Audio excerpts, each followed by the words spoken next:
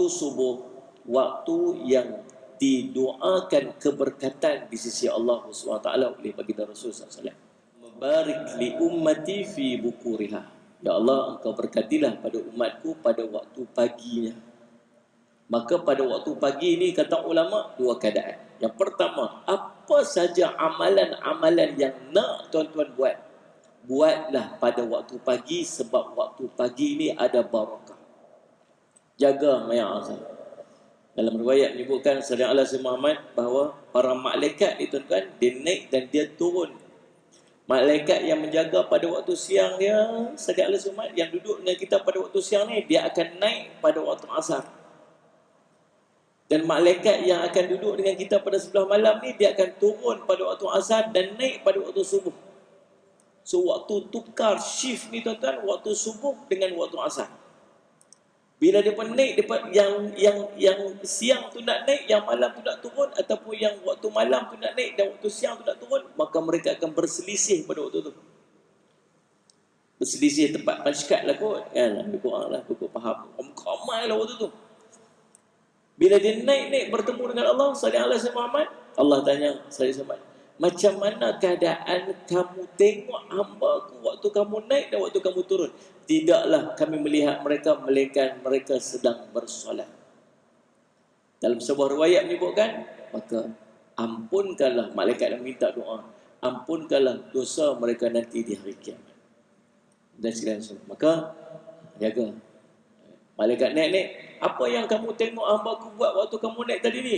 Tidaklah kami melihat mereka, melainkan mereka sedang tengok cerita Hindustan. Jengkreng. Jagalah 3 waktu ni, jaga tuan saya. Paling tidak 3 waktu. Kalau mampu, semayang berjemaah di masjid 5 waktu paling baik. Baik tuan-tuan, Sayyidina Ali Muhammad. Sebab apa?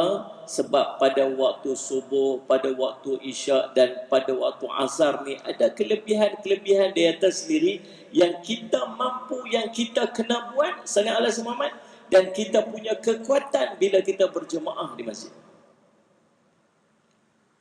Yang pertama, waktu subuh, waktu yang didoakan keberkatan di sisi Allah SWT oleh baginda Rasul SAW. Nabi SAW berdoa, Allahumma barik li ummati fi bukuriha. Ya Allah, engkau berkatilah pada umatku pada waktu paginya. Maka pada waktu pagi ini kata ulama dua keadaan. Yang pertama, apa saja amalan-amalan yang nak tuan-tuan buat, buatlah pada waktu pagi, sebab waktu pagi ini ada barakah. Barakah ni maksud apa? Ziyadatul khair, bercambah kebaikan-kebaikan. Tuan-tuan nak sedekah waktu pagi. Beza tak sedekah pagi dan sedekah petang? Beza. Beza tang mana? Beza tang berkat. Berkat ni bercambah. Tuan-tuan nak rasa berkat, bukan boleh kira dengan nombor. RM10 tetap RM10. Tapi rasa dia berbeza. Pasal apa? Sebab berkat. Tuan-tuan nak zikir, nak istighfar, astaghfirullahalazim, astaghfirullahalazim. Istighfar waktu pagi. Beza dengan petang? Beza. Beza apa? Berkat. Apa saja amalan yang nak kita buat, buat pada waktu pagi, sebab pada waktu ada tambahan dia nama berkat.